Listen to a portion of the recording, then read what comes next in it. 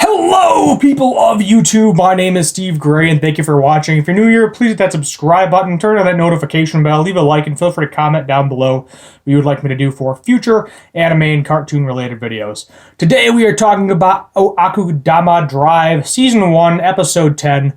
And let me tell you, while I both hate Doctor, I very much respect her. Or him, or I don't know. We're going to go with her for the sake of the argument for right now. But she is a bad bitch, let me tell you. So she actually was the one that inevitably killed Brawler. So she was planning this whole crazy sequence of events way back, who knows how far when. We know at some point, probably episode 3 to 5 of the season. And she purposely stitched up Brawler where she knew it would come unopened and he would inevitably bleed to death. And that is what ultimately killed him, as he ended up bleeding out and dying. So Brawler, 100% dead, not coming back.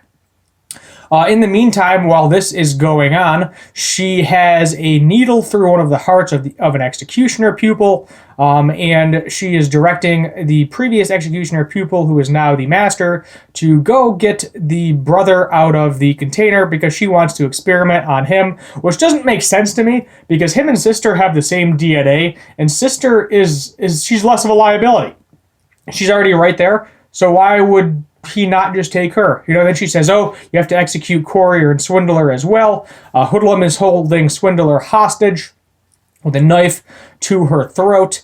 At one point in time, Courier gets drugged and is on the ground in this giant crazy sequence of events, and it is just a giant, it's crazy. A very great episode, a lot of stuff going on.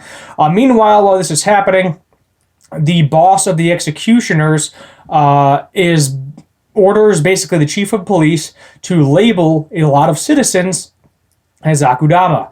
Basically what that means is the executioners can go have fun and kill a bunch of people, because technically they are Akudama because they are currently, rioting, killing police, killing other people, killing criminals, making them Akudama as well. So now we have a full-blown revolution going on between the police force and the citizens and the Akudama, and it is just a giant mess. Somehow in the process, a train that goes to Kanto opened up and allowed people on it for whatever reason.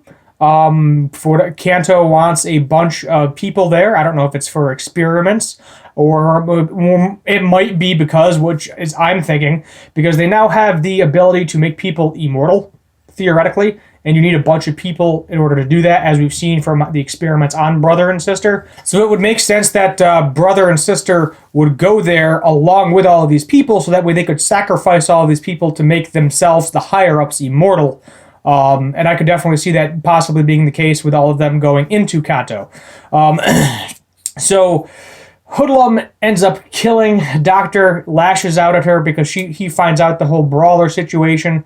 Doctor gets her throat sliced by Hoodlum. She ends up slicing his throat as well. She is definitely a hard woman to kill. She is in the process of trying to, sew herself back together, and all these people come in the train station, trample her.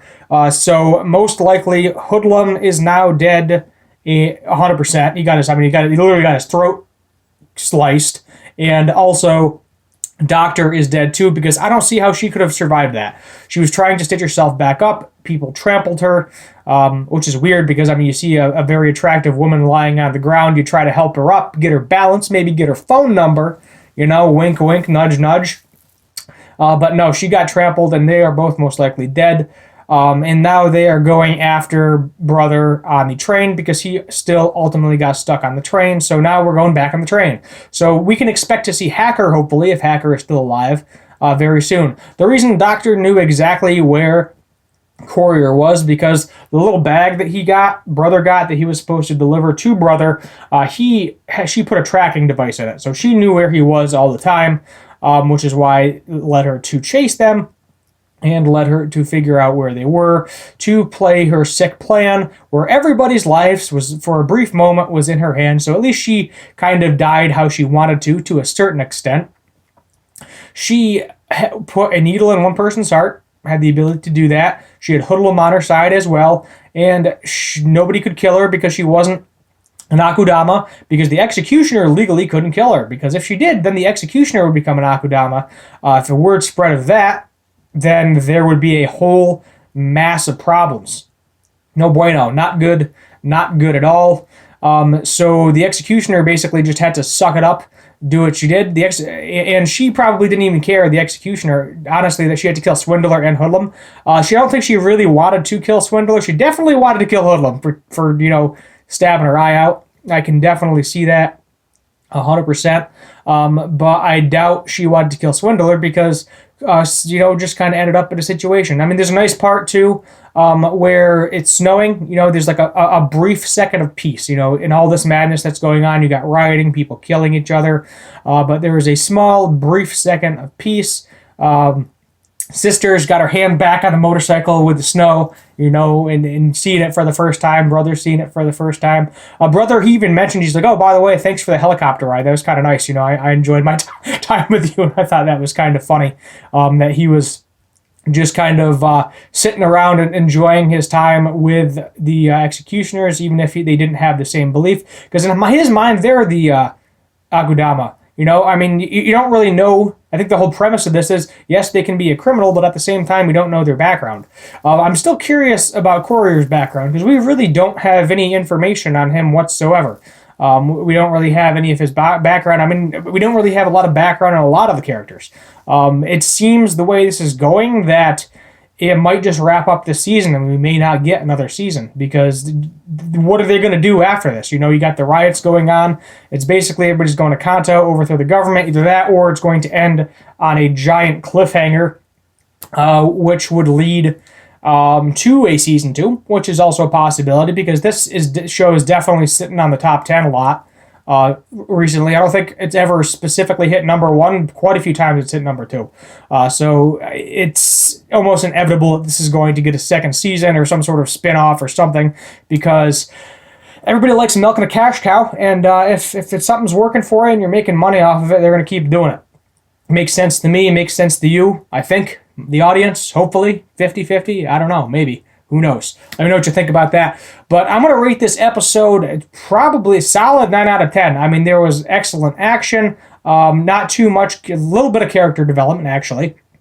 You got to see some strong emotions play out in the show, and it was just a great ride. And honestly, the only down part of this is it left us on a cliffhanger, and it 100% left you wanting more, wanting another episode, want an extra 10 minutes, something along those lines. And I can see that it may, some people are like, yes, I can't wait for next week. Other people are like, I want it now. And just the way we are today, it seems like everybody wants that instant gratification. They want the next episode right away. They don't like waiting, the anticipation, and then you almost forget about it. And just when you almost forget about it, the new episode pops up and it's in your head again, and the cycle starts all over again. Same thing with like Mandalorian right now. I'm loving Mandalorian.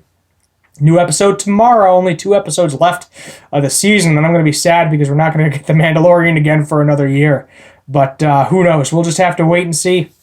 I got a couple more anime coming up too. Dr. Stone's coming, Re:Zero Part 2. And Promised Neverland Season 2. Those are probably the 3 that I'm going to review next. And I think all of them pretty much come out next month, sometime in January. And it works because 2 of my 3 shows are wrapping up. So, works for me. My name is Steve Gray. Thank you for watching. And as always, have a good one.